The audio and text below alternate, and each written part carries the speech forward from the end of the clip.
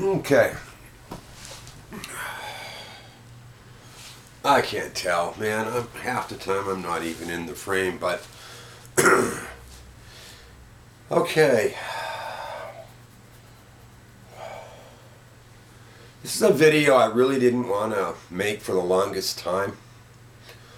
Um, it's much the same as in '97 I'd gone to Boulder, Colorado. I was actually in Denver, and I looked up and I saw Boulder. I thought, oh, that young girl, John Benet Ramsey. I thought, gee, the way the police reports changed and the way they were allowed to, contaminate the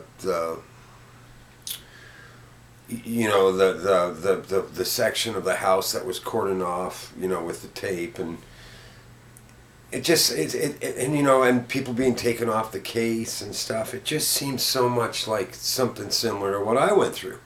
So I went to Boulder and I met a woman, and she basically told me what most people kind of now know.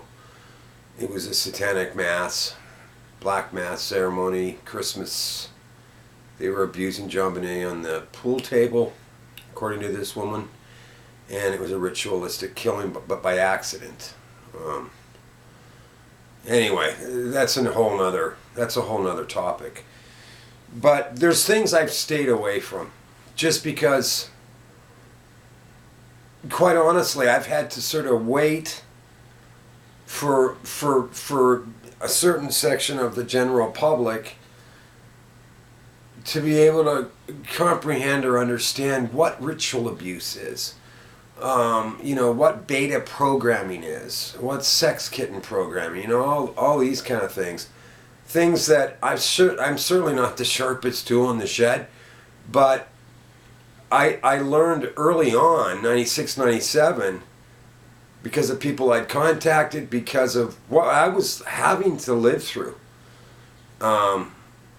The death threats, all of it, and certainly their harassment, which was really designed just to make me appear nuts and crazy if I ever talked about any of it. And it didn't really matter if I talked about it or not. People were still going to say I was nuts or crazy. And I have to take some responsibility for that, because when I was younger, I was, a bit of a wild man. I never stole from people. I never intentionally hurt anyone. But, I was considered wild. And oh, he's crazy, But it was in a good context in those days, I think, What happened is it suddenly switched to, oh no, he's mentally ill. And it's like, no, I'm not. And, now you're sort of in the situation, you're kind of in a Trump situation, what's going on right now with Trump in the States is,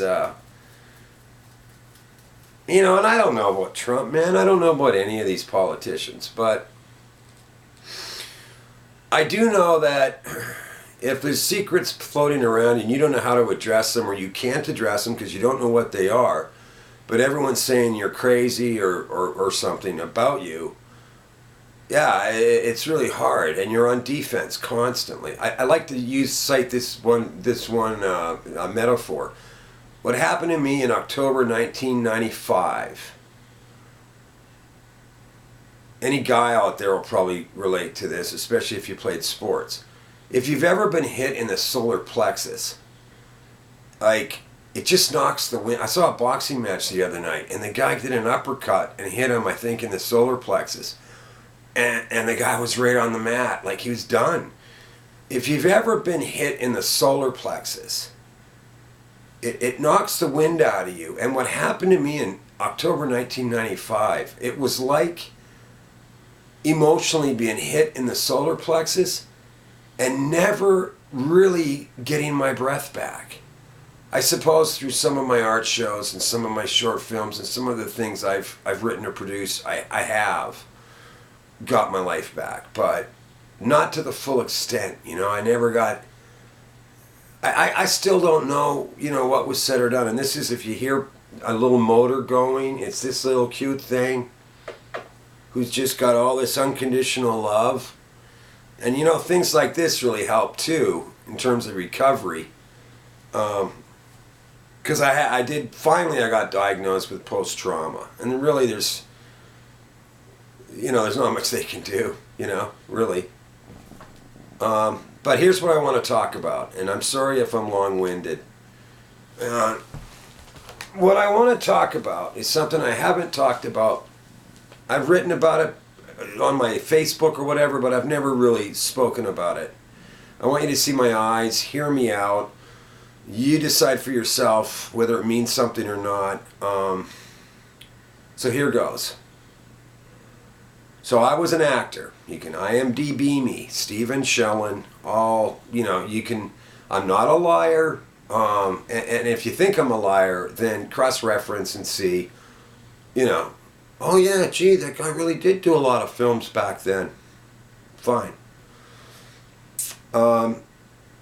I had a casting director, and I don't use this term lightly, but I considered her a friend.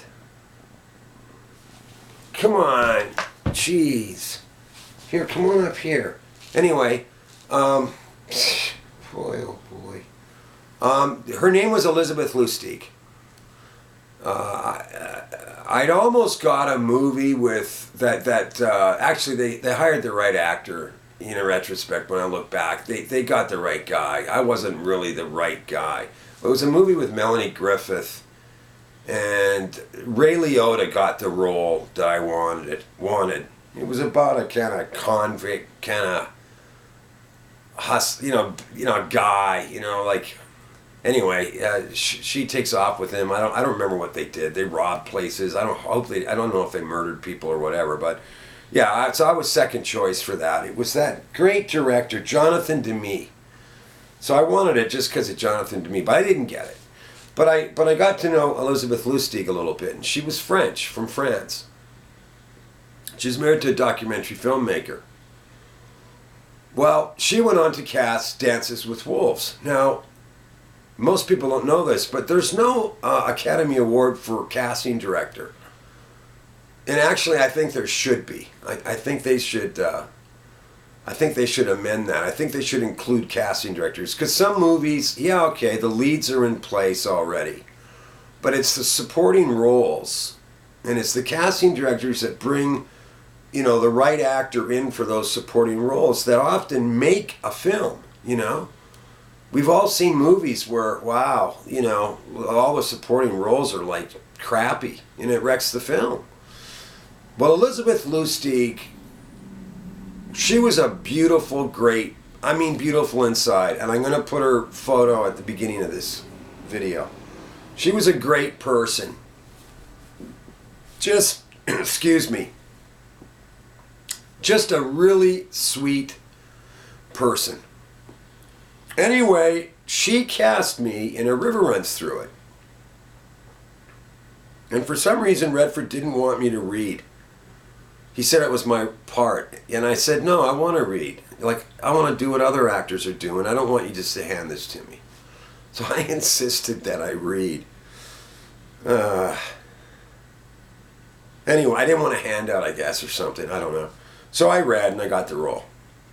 And went off and did A River Runs Through It. And we stayed in a motel, tiny motel with 4 or 5 motel rooms.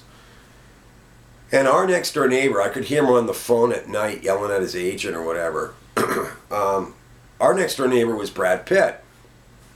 And inevitably, Brad Pitt would come back and complain about Redford and how Redford was making him smile like Redford, and all this kind of stuff. And I'm like, but, Brad, don't address it with me. You gotta talk to Bob. You gotta take him aside and explain how you feel,